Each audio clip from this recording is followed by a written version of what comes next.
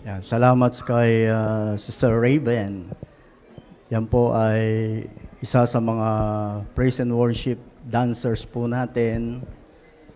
At hindi lang magaling sumayaw, magaling din kumanta. Matalino pa po yan. Kaya kasama po yan sa mga scholars natin. So purihin ang Panginoon. Yun po ang maganda kapag ang mga anak natin nasa Panginoon. Kaya paalala ho uli sa Friday, yung ating youth convergence, yung hong mga anak nyo, apo nyo, pamangkin nyo, kapatid nyo na ang edad ay 12 hanggang 24 o 25, basta wala pang asawa, binata, dalaga, paatinin nyo po. Doon po tayo sa Kabanatuan at yung pong ating sasakyan, narito po, dito ang ating meeting place. So, sabi ko nga kay Sister Tintin kanina, hanggat agapan natin ang mga young people natin, mga kabataan natin. Sa dami ng information na dumadating po dyan, pag-click lang niya ng internet, hindi nyo na control kung ano nababasa niya, naririnig niyan. Maganda ho yung meron pa silang narinig na iba tungkol sa Panginoon. Amen? Okay po. Pag yung anak nyo medyo maingay, pakilabas lang po para naman doon sa ibang nakikinig, hindi ho gano'ng ma-distract. Meron ho tayong teacher ng Sunday School para sa mga bata. Okay po. So ating po pinag-aaralan dito ay yung series natin na Life After Failure. Buhay pagkatapos ng kabiguan. So napag-aralan natin noon, una si King David, isang powerful na king, nagkasala pero nakapanumbalik sa Panginoon ano ba tawag doon? Na-restore ng Lord. And then pinag-aralan din natin si Peter na ganun din. Hindi lang ni-restore, ni-reinstate pa ng Panginoon. Ngayon, pag-aralan naman natin si Jonah, tawagin nating the powerful preacher. Tayo po ay manalangin. Panginoon, samahan po kami sa pagbubulay-bulay, pag-aaral namin ng mga salita. Matuto po kami. Hubugin mo po kami bilang yung mga anak, bilang yung mga alagad. Salamat po, Ama, ang iyong Holy Spirit, ang higit na magturo sa amin. Yung pong attention namin, hindi po nawa ma-distract, kundi maibigay po namin ang pakikinig ng mabuti at seryoso sa iyong mga salita. In Jesus' name, Amen. Sino ba to si Jonah? Si Jonah ay tinawag na propeta ng Diyos. Si Jonah ay pinili ng Diyos. He was chosen by God para do sa isang misyon. At tinawag din natin siyang powerful preacher. Napakamakapangyarihan nung kanyang pangangaral. Ano ba background ni Jonah? Yung binasa natin kanina, portion lang po yun, nung buong book ng Jonah. Ito po pag-aaralan natin, buong aklat ng Book of Jonah na naglalaman po ng 4 na chapters. So, 4 chapters lang po yan, maiksi lang yan. Kaya lang, kahit 4 na chapters, kung babasahin ko po sa inyo yan, medyo matagal-tagal. So, bigay ko na lang sa inyo ang konting background. Si Jonah, nang makita ng Diyos na yung bayan ng Ninive. Anong bayan? Ninive. Yung bayan ng Ninive ay nakita ng Diyos sobra na ang kasalanan. Sagad na sa buto. Grabe yung kasalanan ginagawa nila. Dapat nang lipulin, baka makahawa pa sa ibang bayan. Dahil hindi sumusunod sa Kanya, sumasamba sa Diyos-Diyosan, siguro lahat ng kasalanan makikita mo na doon. Para ba ang Diyos ay ma-high blood doon sa ginagawang kasalanan ng Ninive, para ito ay Kanyang hatulan na gunawin. Ngayon, ang Diyos, sabi nga kanina, binasa natin, mahabagin, hindi agad-agad nagagalit, binigyan pa rin niya ng chance yung mga taga-Ninive.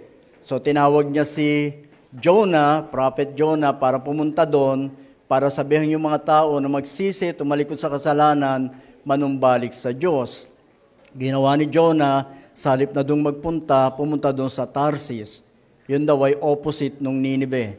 Kumbaga pinapupunta si Jonah sa papuntang Kabanatuan, dapat sasakyan niya sa Victory Liner papuntang Kabanatuan, sumakay po sa Victory Liner papuntang Calamba, Laguna. Parang gano'n, magkasalungat. Doon siya pumunta.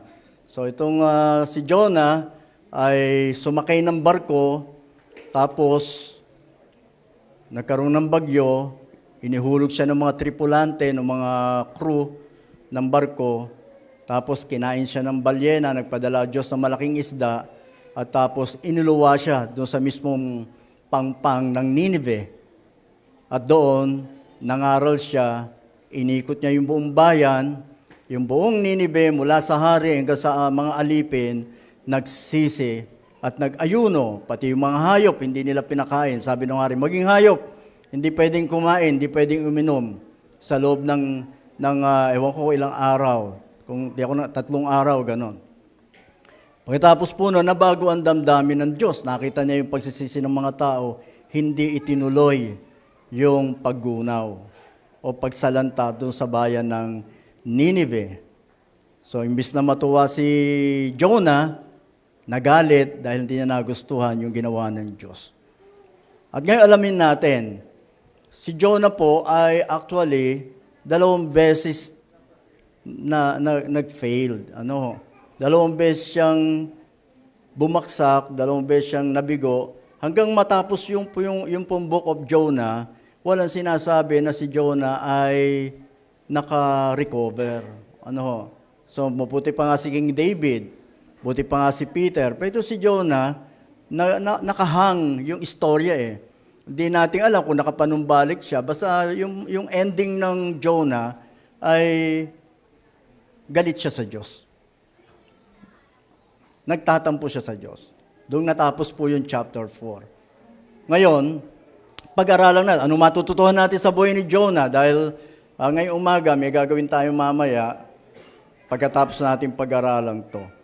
So, tinan muna natin the cause of his disobedience. Bakit ba si Jonah ay hindi nakasunod? Binigyan siya ng utos, bakit hindi niya sinunod?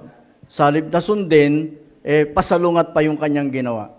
Dahil po doon sa tinatawag na indifference ni Jonah. Yung kawalan ng pakialam. Yung kawalan ng pakialam. Yun ang isang makikita natin sa pagkatao ni Jonah, kaya hindi niya nasunod yung utos ng Panginoon. Basahin ko po sa inyo. Dahil dito, nung si Jonah ay sumakay ng barko, ang sinakyan niya, yung hindi papunta doon sa Ninive, kundi paatras, palayo sa Ninive. Sumakay siya sa barko, tapos pagdating niya doon sa barko, nagkaroon ng malaking unos. Alam niyo yung bagyo sa dagat, ang tawag unos. So nagkaroon ng bagyo sa dagat. Dahil dito, labis na natakot ang mga tripulante. Ano ba yung mga tripulante? Ito yung mga sailors, ito yung mga magdaragat. Kaya't silang lahat ay humingi ng tulong sa kani-kanilang Diyos. Pagkatapos, inihulog nila sa dagat ang mga kargamento para gumaan ang sasakyan. Habang bumabagyo, hinahampas ng alon yung barko, nado si Jonas, sabi diyan, samantala si Jonas naman, o si Jonas naman, ay mahimbing na natutulog sa isang sulok ng ibabang palapag ng barko. Ano ginagawa ni Jonas? Ni Jonah, natutulog. Ala na siyang pakialam. Kay lumubog yung barko, kay mamatay yung kanyang mga kasama ron, basta siya natutulog. At nung makita siya ng kapitan ng barko, ginising siya. Sabi sa kanya, anong nagagawa mo pang matulog? Bumangon ka. Sabi niya gano'n, mabangon ka at manalangin sa iyong Diyos. Baka sakaling kaawaan niya tayo at iligtas sa kamatayan. Ito yung isang problema. Kaya pala hindi kumikilos si Jonas papunta doon sa utos ng Diyos dahil isang makita natin, ala siyang pakialam. Wala nga siyang pakialam doon sa sa utos ng Panginoon, lalo na wala siyang pakialam doon sa mga kasama niya sa barko. Para bang kahit lumubog, kahit mawasak yung barko, tulog na tulog. Pangalawa, na problema kay Jonah, yung tinatawag nating estranged heart, malayong puso sa Panginoon. Iba yung gusto ng Diyos, iba yung gusto niya. Iba yung gusto niya sa gusto ng Diyos. Sabi doon sa verse 1 ng chapter 4, verse 11, ngunit dahil dito, nalungkot si Jonas at siya'y nagalit sapagkat hindi niya nagustuhan ang pagpapatawad ng Diyos sa Nineveh. So yung kanina, ito chapter 4 na.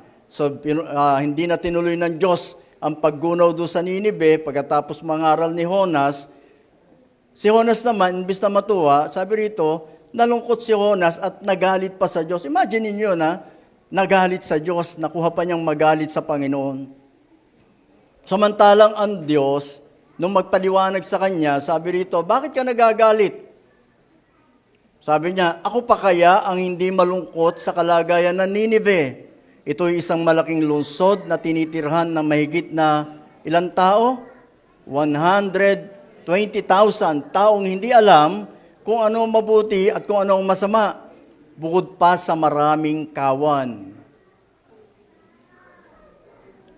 Hindi ka ba, sabi ng Panginoon, hindi ka ba natutuwa na iligtas natin yung 120 na mga tao? 120 na yan, kasama dyan yung mga sanggol, kasama dyan yung mga bata, kasama dyan, hindi naman siguro lahat 100% masasama yung tao doon. Meron din naman sigurong mabubuti, meron din naman siguro may natitirang mga ilan. Kung wala man, sabi ng Panginoon, kasi hindi nila alam kung ano yung mabuti, kung ano yung masama. Ang Diyos, ito ang puso ng Panginoon. Ang Panginoon ay hindi nagpapabaya sa kanyang pangako gaya ng inaakala ng ilan. Sa halip, nagbibigay siya ng pagkakataon sa lahat sapagkat tayo lahat, hindi niya nais na may mapahamak. Kundi ang lahat ay makapagsisi at tumalikod sa kasalanan. Kaya kung tatanungin natin ang Diyos, kasi magkasalungat sila ni Jonas si Jonah, nagagalit, ba't niligtas? Ang Diyos, gusto niya iligtas. Si Jonas pala, siguro habang siya nagpipreach, sana hindi maniwala itong mga taon to. Sana magpatuloy sa kanyang ginagawa. Sana para gunawig na talaga itong lugar na to. Samantalang ang Diyos naman, siguro nasa isip niya, maniwala ka dyan kay Jonah, kundi papaulan ako, gusto ko maligtas kayo. Magkaiba sila ng puso ng Panginoon. Kaya alam nyo, kung tatanungin natin ang Diyos, gusto ba niyang maligtas ang tatay mo, nanay mo? Gusto ba niyang maligtas mga tita, tito mo? Gusto niya bang maligtas mga anak mo? Gusto niya bang maligtas mga kaibigan mo? Ano isasagot ng Diyos? Siyempre. Gusto niyang iligtas yan, lalo niyang mga mahal mo sa buhay. Gusto ba niya iligtas yung mga kapitbahay mo? Siyempre. Kaya lang, pag ikaw ang tinanong, ano sasabihin mo? Nako, hayaan mo na ma-imperno yung asawang ko yun. Talaga napakasama nun. Hayaan mo sila. Bahala sila sa buhay nila. Samantalang ang Diyos pala, hanggat maaari, gusto nila, iligtas yan. Amen? At alam kong gusto nyo rin yun. Amen? Maligtas yung parents natin, mga anak natin, asawa natin, kaibigan natin, mga best friends natin, classmate natin, makasama natin sa trabaho, kahit man lang ilan dyan, mailigtas natin. Alam nyo, sabi dito sa isang, basahin natin, when your goal matches God's plan, it will happen. Amen? Kapag tumugma ang iyong layunin sa plano ng Diyos, mangyayari ito. Gusto pala ng Diyos, maligtas yung mga mahal mo sa buhay. Tapos yun din ang gusto mo, it will happen. Amen? Mangyayari yun. Hindi mangyayari pag magkasalungat kayo ng Panginoon. So si Jonas, bagamat naligtas yung Nineveh, paano ba namang hindi mangangaral si Jonas? No choice siya. Kinain siya ng malaking isda, iniluwa siya doon sa Nineveh. Wala na siyang magagawa, nadung na siya. Kahit iba yung kanyang puso, naligtas pa rin yung mga tao dahil talagang napilitan siya. Pero hindi ba mas maganda kung masaya nating ibabahagi ang salita ng Diyos doon sa mga mahal natin sa buhay, kung gagawa tayo ng paraan para sila'y maligtas, mas mainam yon, mas madaling mangyari yon. Amen? May verse ba tayo dyan? Basahin nga natin to. English muna. Yung lahat ng mga lahat ng mga kabataan, basahin nyo sa English.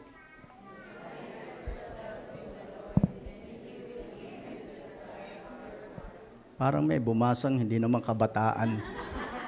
Mga nagpipilit na mga kabataan sila. O sige, doon sa mga nagsasabing kabataan pa raw sila, basahin natin Tagalog. Sa Panginoon mo hanapin.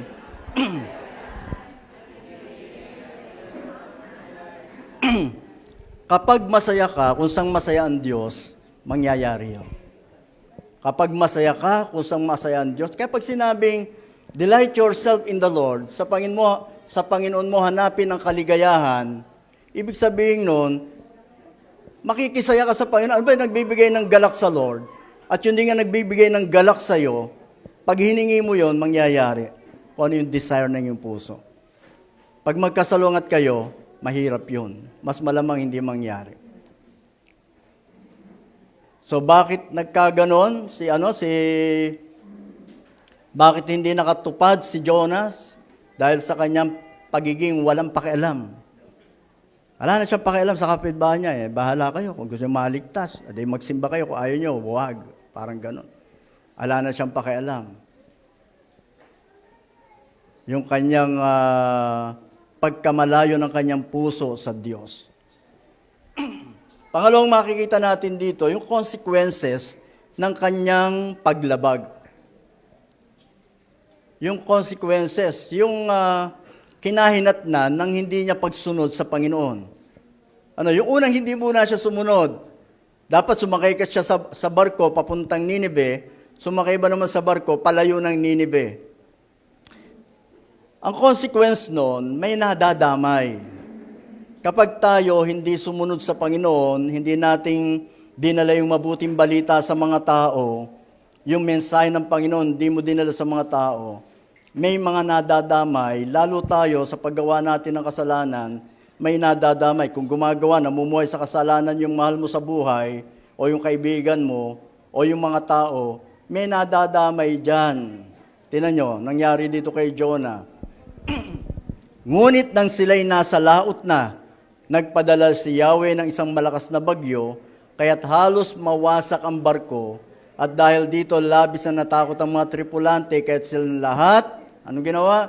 Humingi ng tulong sa kani-kanilang Diyos, pagkatapos inihulog nila sa dagat ang mga kargamento para gumaan ang sasakyan. So nakaramdam lang ba ng bagyo si Jonas? Hello? Si Jonas lang ba yung inahampas ang kanyang barko?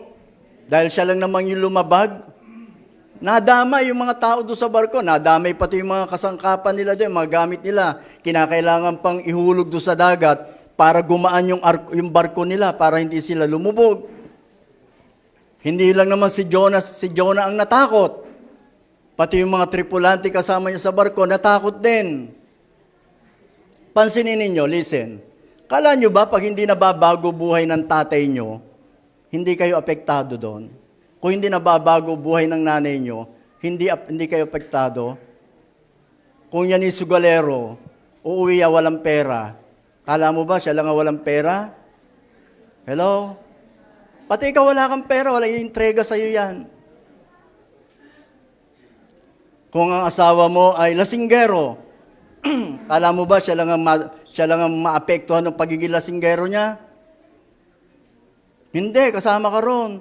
Pag uwi niya, susuka yan, ikaw ang tagalinis noon. Tapos kung mag-aaway pa kayo, kasama ka ron. Kung napaaway pa yan habang nag-iinom, kasama ka sa barangay, magpapaliwanag, tasamahan mo siya ron. Kala mo ba kapag yung anak mong drug addict, siya lang apektado? Hindi, pati ikaw. Sino ba nanakawan niyang una? Hello? Ade bahay niya, bahay mo. Kaya sino ang sumasakit ang ulo? Yung drug addict, hindi naman sumasakit ang ulo. Ikaw sumasakit ang ulo mo. Parang sa kanya, wala naman siyang problema. Ikaw namumroblema ka. Pag pinarehab mo yan, napakagastos niyan. Kaya maaga pa lang, agapan mo na yan. O kung nadyan na yan, sikapin mo lahat na magagawa mo para yan makakilala sa Panginoon. Alam nyo, sa akin nakikita, yung sa drug addiction, mas mabilis na nakaka-recover kapag sa Panginoon mo dalala kaysa sa rehabilitation center. Bagamat nakakatulong yun, di ko sinasabi hindi nakakatulong. Pero gusto mong total na mabago yan, daling mo sa Panginoon. So may nadadamay. Yung kapitbahay mo na laging nagwawala, ayaw mo sikaping madala sa Panginoon.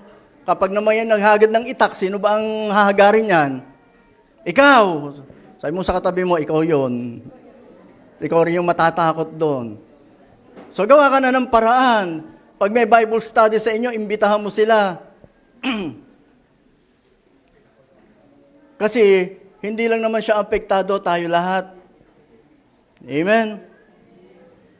Salamat sa tatlong nag-amen. Amen? Kaya hindi nababago paligid natin eh. Baguhin natin yan. Dahil tayo rin ang apektado dyan. Pero pag naman yan nagsitino, di ba? Pag nakalaya yan sa sugal, pag nakalaya yan sa sigarilyo, pag nakalaya yan sa alak, kayo rin ang mabe-bless, kayo rin ang ibe-bless ng Panginoon. Amen? Pangalawa, ang resulta ng kanyang disobedience, paglabag, nakaranas siya ng hindi maganda sa buhay. Tingnan natin si Jonas. Nung hindi siya sumunod sa Panginoon, sabi niya, Yahweh, ganito nangyari dyan. Inihulog siya ng mga tripulante sa dagat kasi nga ayaw tumigil ng bagyo. Nung inihulog siya, pumayapa yung dagat. Nagpadala ang Diyos ng malaking isda at nilamon si Jonas. Si Jonas o si Jonah habang nasa loob ng isda, eto ang kanyang description doon sa nararanasan niya. Sabi niya, Yahweh, nang ako'y nasa kagipitan. So anong sitwasyon niya? Kagipitan, mula sa daigdig ng mga patay. Nasaan siya? Patay. Itinapon niyo ako sa kalaliman. Nasaan siya? Kalaliman. Nabalot ako ng malakas na agos ng tubig. Nasaan siya? Halos malunod. At malalaking alon ang sa akin ay tumabon. Kaya minsan, mayroon kung pag may nakakausap ako mga mananampalataya, minsan may sino man tao. O kumusta buhay? Ito, pastor, binabagyo. Nakaranas na ba kayo noon? Pastor, buhay ko, binabagyo. O anong signal? Signal number 4. Diba? Signal number 1. Ang lakas po ng bagyo sa buhay ko. Ang laki po ng aking problema. At sabi ni Jonas doon sa kanyang prayer, malayo na ako sa inyo. Nasaan siya? Malayo sa Panginoon. Sabi diyan, hinigop ako ng kalaliman hanggang sa tuluyang lumubog. Nandun siya sa kailalaliman ng buhay.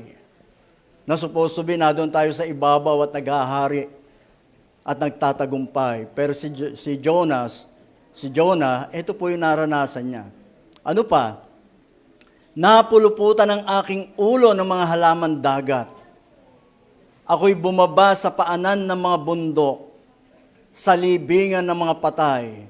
Naramdaman kong, tayo lahat, maramdaman kong malalagot na ang aking hininga. Kumusta kaibigan? Kumusta kapatid?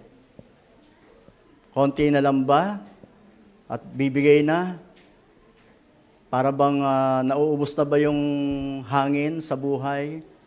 Kinakapos na ng hininga? Sa dami ng problema, sa dami ng pagsubok na dumadating. Ito si Jonas. Pero lahat ng yan, hindi bunga ng pagsunod. Bunga ng hindi pagsunod sa Diyos. Lahat ng kasalanan, hindi nagdudulot yan ng maganda. Sabi nga pa nga natin, lahat ng kasalanan, nakakapangit. Sabi nga natin, nakakapangit. Pero nakakaganda naman ng kabanalan. Ang kasalanan, nakakapangit. Pero ang kabanalan, nakakaganda. May pababasa ako sa inyo. Ay, nakakapogi raw. Ayan, nakakapogi. Ang kabanalan nakakapogi. Ang kasalanan nakakapangit. Totoo ba yung pastor? Ito, mapababasa ako sa inyo. Ito ho ay kinuha doon sa New Testament Pinoy version. Basahin natin para maintindihan nyo, nakakapangit talaga kasalanan, pero nakakaganda kabanalan. Basa, huwag kayong umasa gaya ng magagandang hairstyle, mga gold na alahas. Instead, dapat sa inyo ay ang totoong kalooban, yun di kumukupas na ganda ng pagiging mabait, kasi napaka-special noon sa paningin ng Diyos. Palakpakan natin ang Panginoon. Sabi mo sa katabi mo, kaya ka pala gumaganda. Kaya ka pala pumopogi. Ano? Kaya pala pumopogi.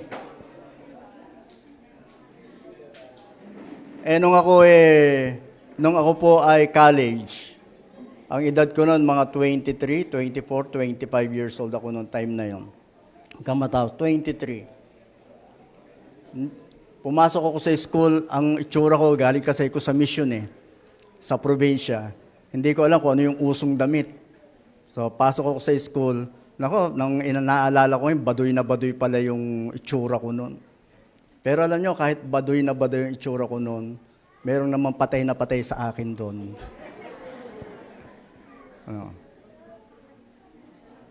Sumisilip pa doon sa room namin para lang makita ko. Yung mga kaibigan niya, nakiusap pa sa akin. Sabi sa akin ng mga kaibigan niya, Ding. Ding kasi ipakilala ko doon sa school Ding, pagbigyan mo na yung kaibigan namin. Parang gusto niya sabihin, sagutin ko na raw yung kaibigan nila. Maganda naman, may itsura. Kaya lang, ang isip ko kasi noon talagang magpastor. Ayoko may aabala sa aking pupuntahan ng pagpapastor. At natakot ako kasi mukhang yung babae gusto na mag-asawa. Wala pa akong plano mag-asawa noon. Pero tingnan nyo, kababadoy ko noon, alam nyo kung ano nagpapogi sa akin noon? Nalaman niya, pastor ako. Nalaman niya, magpapastor ako. Kapag meron kaming presentation doon, nung college kami, dahil alam nilang pastor ako, Fernando, ikaw ang mag-pray. Ako taga-pray sa amin. Kapag merong classmate ako na may problema, lalapit sa akin, alam nila, hindi ako naninigarilyo, wala akong bisyo. Hindi ako sugalero, hindi rin naman ako babaero. Lakas pala ng apil noon. Mga lalaki, malakas ang apil pag ganun. Mga babae, malakas ang apil. Kapag tayo namumuhay ng may kabanalan, paganda tayo ng paganda. Amen? Papogi kayo ng papogi. Pero kung kayo papasok sa buhay ng kasalanan, tingnan nyo, papangit kayo ng papangit. Naalala ko yung sabi ni Kuya Ramon. Kuya Ramon, ano sabi mo? Kapag magandang lalaki daw, bakla. Pag pangit, drug addict. Wala nang malusutan kay Kuya Ramon yung mga tao. Pag daw pogi, bakla. Pag naman pangit, drug addict. Joke lang yun, joke lang. Biro lang yun. Pero gano'n, nakapagpapapangit ang mamuhay sa kasalanan. Kahit ang pogi-pogi mo, ang tingin sa'yo ng mga babae, pangit. Kaya pag kayo kukuha ng mapapangasawa, huwag niyong hanapin yung pogi, ang hanapin niyo yung, parang kanta yun humanap ka ng pangit, ibigin mong tunay. Hanapin mo yung maganda, ang kalooban, yung pogi sa loob. May kilala ko, talagang patay na patay siya, kapitbahay namin, ang kilala ng mga kapatid kong na dito. Maganda yung babae, nag-asawa ng pogi. Pogi lang pala nasa kanya, kapugian lang. Pero nasa kanya rin ang katamaran, nasa kanya rin kabisyuhan, nasa kanya na yata lahat. Nagdurusa siya. Balikan natin, kapag tayo namuhay ng kabanalan, special ka sa paningin ng Diyos. Amen? Pero pag tayo lumalabag, ayun ang nagiging problema natin. Pangatlo, sabi dito, pakitingnan natin paano na-restore si Jonah. Paano siya nakapanumbalik? Saglit lang naman yan. Makita natin, saglit lang. Kasi ito po ginawa niya. Habang siya nasa loob ng isda, dambuhalang isda, habang siya inadon, nanalangin siya. Sabi niya rito, Yahweh, nang ako'y nasa kagipitan, nanalangin ako sa inyo. Ano ginawa niya? Nanalangin. Ako'y tumawag sa inyo. Ano pa ginawa niya? Tumawag. At dininig ninyo ako at naalala ko kayo. Ano ginawa niya? Naalala ang Diyos. Yahweh, aawit ako ng pasalamat. Ano ginawa niya? Umawit ng pasalamat. At sa inyo'y maghahandog. Ano pa? Naghandog. Sabi niya, tutuparin ko ang aking mga pangako. O Yahweh na aking tagapagligtas. And then pagkatapos po noon, iniluwa siya ng malaking isda doon sa pangpang ng Ninive. Kung hindi kaya niya ito ginawa, ano kaya ginawa ng Diyos sa kanya? Baka talagang dinigest na siya nung malaking isda. Pero isummarize natin yung ginawa ni Jonah. Tumawag siya at nanalangin sa Diyos. Ano pa? Naalala niya ang Diyos. Umawit at nagpasalamat sa Diyos.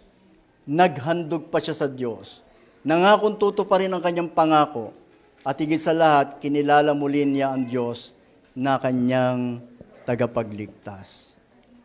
Sapat na yon para iluwa siya ng malaking isda, sa halip na siya'y mamatay din.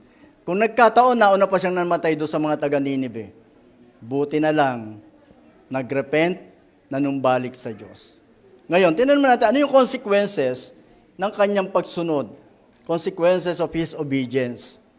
Una, ay yung kinahinatnan ng kanyang pagsunod. Una, nagbalik loob ang mga tao sa Diyos. Pagkatapos niyang mangaral, sabi doon sa Jonah chapter 3,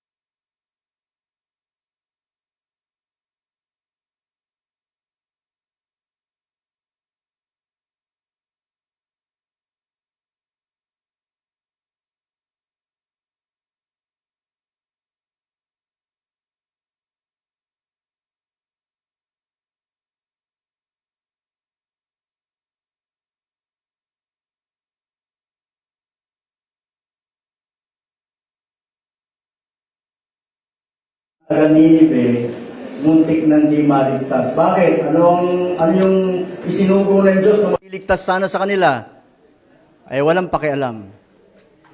Buti na lang, muling nakita ni ni Jonah yon. Ano pa? Malayo ang puso sa Diyos. Buti na lang bumalik. Buti na lang nagbago. Alam mo ba na ikaw muntik ka na rin di maligtas? Hello? Alam nyo ba na muntik na rin kayong di maligtas? Buti na lang yung taong pumilit sa inyo para magpunta kayo ng church. Buti na lang yung taong nag-invite sa inyo. Buti na lang yung taong nag-share sa inyo ng gospel, hindi nag-alinlangan o nagdalawang isip. Kaya ano nangyari? Narito ka. Sabi mo ulit sa katabi mo, kaya ka narito. Pero muntik ka nang wala rito. Muntik ka nang hindi ligtas. Buti na lang yung taong yon, kumilos, gumawa, sumunod sa Panginoon. Inanyayahan ka, nasyaran ka, pinag-pray ka. Pinakita sa'yo kung ano yung buhay na isang Kristiyano. Buti na lang. Ngayong umaga, naniniwala akong wala sa atin ditong gagaya kay Jonas. Gusto niyo bang gumaya kay Jonah? Gusto niyo gumaya kay Jonah? Ayaw nating nun. Kundi gusto natin gawin yung gusto ng Diyos. Meron pong ibibigay sa inyo, ito, yung I push, pray until salvation happens. May ibibigay po sa inyo yung mga ushers natin. Bibigyan din po kayo ng ballpen. Ito po yung itsura niyan. Ayan. Siya pakibigay na po para ma-explain ko na sa kanila.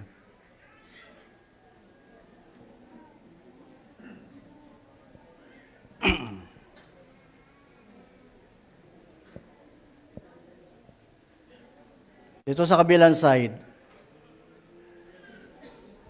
Ano po ito? Kaya lang maganda hawak nyo na para pag in-explain ko sa inyo, maintindihan nyo agad. Gagawin natin to, simulan natin to sa panalangin.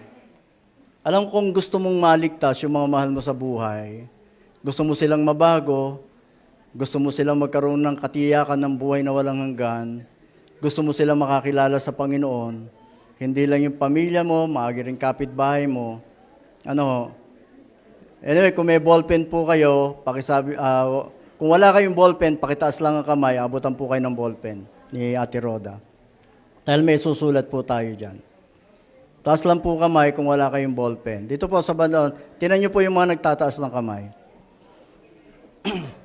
Gusto natin i-apply yung ating pinag-aralan ngayon.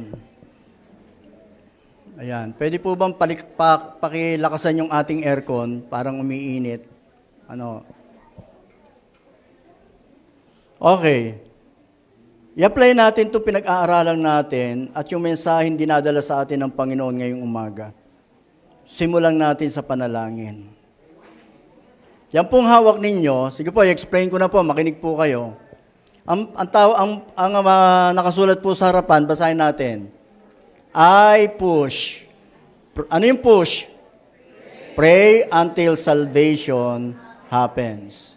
Alam nyo, sabi ni R.A. Torrey, sabi niya, without prayer, it is impossible for men to be saved. Alam nyo, si R.A. Torrey, naranasan niya yan. Naikwento ko niya yan minsan sa inyo. Siya po ngayon ay pastor, siya po ay mangangaral, pero patay na po siya, matagal na. Ito si R.A. Torrey, ang nanay niya, Christian. Devout Christian yung kanyang nanay. Ito naman si R.A. Torrey, hindi naniniwala sa Diyos. Hindi nagsiseryoso sa Diyos. Isang beses, sa bahay nila, nakakita siya ng Bible, binasa niya, at nung basahin niya, nakita na lang niya sarili niya, nakaluhod siya, at humihingi ng tawad sa Panginoon, at siya'y naligtas. Nung siya'y ma-save, nung siya'y ma-born again, umuwi siya sa kanila at pinagmalaki niya sa nanay niya, sabi niya, Mama, saved na ako. Sumampalataya na ako sa Panginoon. Tingnan niyo, walang nag-share sa akin. Walang lumapit sa akin. Wala akong narinig na preaching. Ako lang. At ang Panginoon, niligtas niya ako. Alam niyo, sabi nung nanay niya, anak, nagpapasalamat ako sa Diyos, dininig niya ang aking panalangin para sa iyo. Noong pala, yung nanay niya, pinagpe-pray siya araw-araw na masave. Kaya si R.A. Torrey, nung malaman niya yon, sabi niya, napaka-powerful pala ng prayer sa pagliligtas sa mga tao. Kaya ang isa sa kanyang quotation na nabuo, sabi niya, without prayer, it is impossible for men to be saved. So ano gagawin natin? Simulan natin sa prayer. Meron dalawang bahagi dyan na may number na hanggang 5. Isulat nyo po yung taong hindi pa saved. Huwag nyo isusulat yung pamilya nyo na nagsisimba na rito o nagsisimba sa ibang church. Kung Christian niya, huwag nyo isulat. Ang isusulat nyo dyan, kung meron kayong member ng family na wala lang, ang hirap yayain sa church, nakita nyo, ang buhay, wala, isulat nyo po dyan. Sino-sino pwede natin isulat? Members ng family mo, parents mo, kapatid mo, kaibigan mo, kasama mo sa trabaho, kapitbahay nyo. Huwag ho kayong maglalagay dyan ng mga saved na. Ano ho? Ilagay nyo po yung kilala nyo na hindi pa o wala pa sa Panginoon, hindi pa nagsisimba. Gusto nating masave sila. At yung ilalagay nyo dyan, yung mga nilalagay sa inyo ng Panginoon, sa puso ninyo. Kaya nakasulat dyan sa likod, mapapansin nyo, pag binuksan nyo, pray until salvation happens for the people I dearly love and care. Ngayon, pareho lang po ang ilalagay nyo magkabila. Duplicate lang po yung kabila. Hindi ho 10 pangalan. Hindi naman kinakailangan 5. Kung ilan yung gusto nyong ilagay. Pwedeng 3, pwedeng 2, pwedeng 4. Pero pareho po yan ng pangalan dapat. Kung ano yung nasa kabila, yun din ang nasa kabila. Bakit? May lalapit po sa inyo, gugupitin po natin yan. Gugupitin po yan, yung isang bahagi niyan ay iiwanan niyo dito sa church. Ito hong bahaging ito, ibibigay ho sa inyo. Bakit ibibigay sa inyo? Para anytime na maalala nyo, isama nyo sa panalangin. Araw-araw, nagpe-pray kayo, isama nyo po sa prayer. Panginoon, paano natin pag-pray? Panginoon, ito pong mga, kunya na 5 lang naman, 4, basahin nyo isa sa Panginoon, ito pong si ganito, si ganyan. Hayaan nyo po na marinig niya yung mga salita, makakilala po sa inyo, maranasan ang inyong pagliligtas. Tulungan niyo po ako, gamitin niyo po ako para maiparating sa Kanya ang mabuting balita, para ma-invite siya. Kung malayo man, nasa probinsya, Lord, sige na po, gawa po kayo ng paraan para merong taong pumunta doon sa bahay namin, sa province, may magdala ng mabuting balita. O kasamahan niya sa work na may magdadala sa Kanya, magsasabi sa Kanya. Manatili tayong nakatayo, awitin po natin. Tawagin ko po yung ating praise team. Awitin din natin yung dakilang katapatan.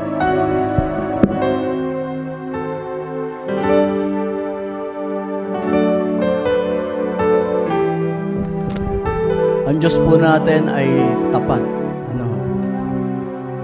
Habang ating pong inaawit ito, maaari po tayo lumapit dito sa unahan. Kung meron po kayong karamdaman, papanalangin po namin kayo.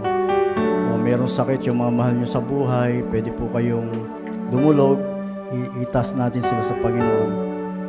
At gayon din po yung mga taong sinulat natin kanina, ito rin po yung pagkakataon para iluhod nyo sa Panginoon. Lord, gumawa po kayo sa kanilang buhay. At habang kinakanta natin ang katapatan ng Diyos, umasa tayo, tutugunin niya ating mga panalangin ayon sa Kanyang plano sa ating buhay. Awitin po natin.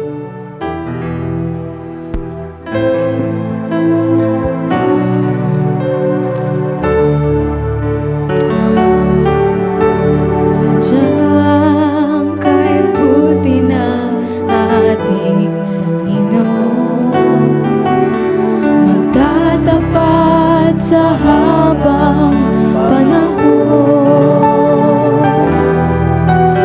maging sa kabila ng ating pagkukulang, biyaya niya'y patuloy na daan. Katulad ng pagsinag ng gintong araw, patuloy siyang nagbibigay ng kaya't sa puso ko't damdamin, katapatan niya'y aking purihin.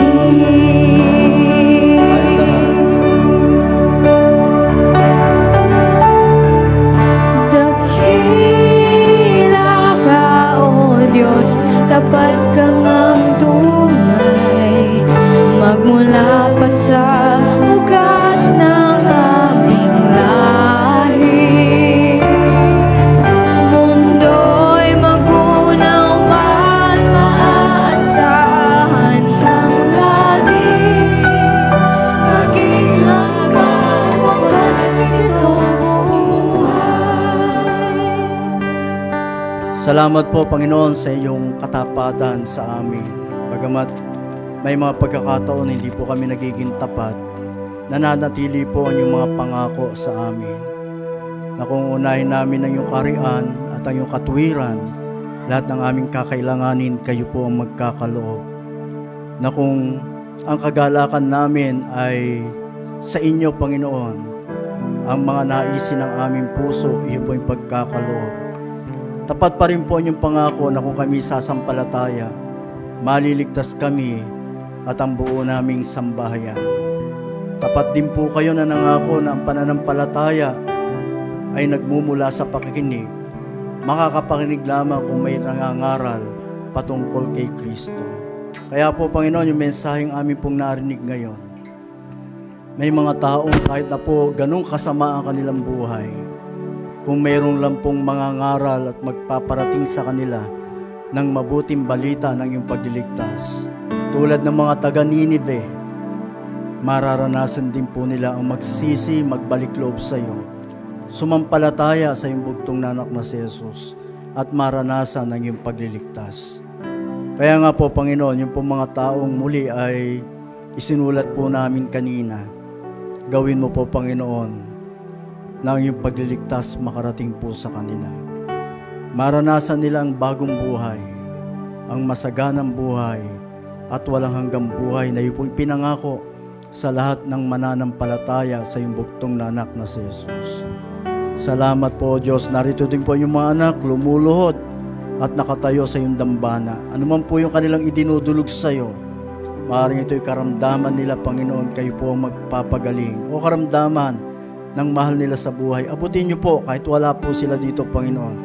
At ang iyo pong pagpagaling, maranasan po nila ayon sa inyong plano at kalooban sa kanilang buhay. Sila po na narito, dumudulog sa inyong harapan, marahil dala po yung mga pinagdadaanan po nila sa buhay. Marahil nais din po nila, Panginoon, na magtagumpay tulad ng iyong pangako. Gawin mo po ito, O Diyos. Sila po na dumadaan sa pangangailangan ng pananalapi. Kayo po ang aming Jehovah Jireh, Lord God. Ibuhos niyo rin po ang bunga ng banal na Espiritu sa kanilang mga buhay upang ang pag-ibig, pananampalataya at kagalakan maghari sa kanilang sambahayan, Panginoon. At Lord, sila po na dumudulog sa iyo, mayroon pong tanging kahilingan. Tugunin niyo po ayon sa iyong kalooban, Panginoon. Yung pong may pasalamat dahil kaarawan po nila ngayong linggo, tanggapin mo po ang kanilang pasalamat at pagtatalaga ng kanilang buhay na iyo pong patuloy na pinagkakalob sa kanila. Salamat po, Ama. Ano man po yung aming itinataas sa iyo, kayo po ang Diyos na tapat na tutugon sa aming mga panalangin ayon po sa inyong pinaplano at kalooban sa aming mga buhay. Salamat po, Ama. Salamat po sa pagtitipon-tipon ngayon. Salamat sa iyong mga salita. Pasiglahin ang aming pananampalataya. Lalo ngayon, nagkaroon po kami ng pag-asa na yung mga mahal namin sa buhay, meron po silang pagkakataon na maligtas, Panginoon. Salamat po, O Diyos, sa aming Diyos na nais ang lahat ng tao maligtas at ayaw na mapahamak. Ganun din po ilagay mo sa aming mga puso, Panginoon. Ilagay mo po sa aming puso yung malasakit na iligtas po yung mga tao at hindi sila mapahamak, O Diyos. Salamat po, Panginoon. Salamat po, O Diyos. Ang lahat po ito ay aming tinataas, dinadalangin, idinudulog sa iyo, pinagpapasalamat at tinatalaga ang aming mga buhay.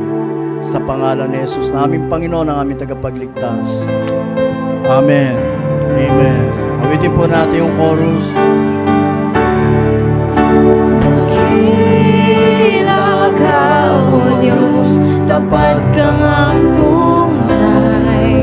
Magmula pa sa ugat ng aming lahi, mundo'y magunaw man, maasahan kang lagi, maging hanggang wakas nitong buhay. Saan pa? Dakila ka, O Diyos,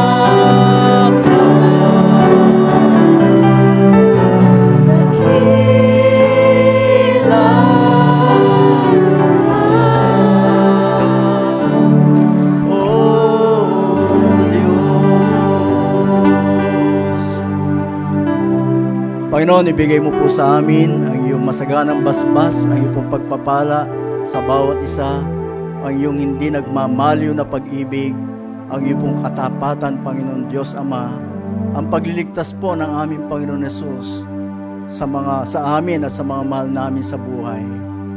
At ang pakikisama at pagsama ng iyong banal na Espiritu na magbibigay po sa amin ng kapayapaan, kagalakan, katatagan ng pananampalataya, ang siya pong igawad mo sa bawat sa amin, ngayon at magpakailanman. Amen. Blessed be the Lord God Almighty, who was and is to come. Blessed be the Lord God Almighty, who reigns forevermore.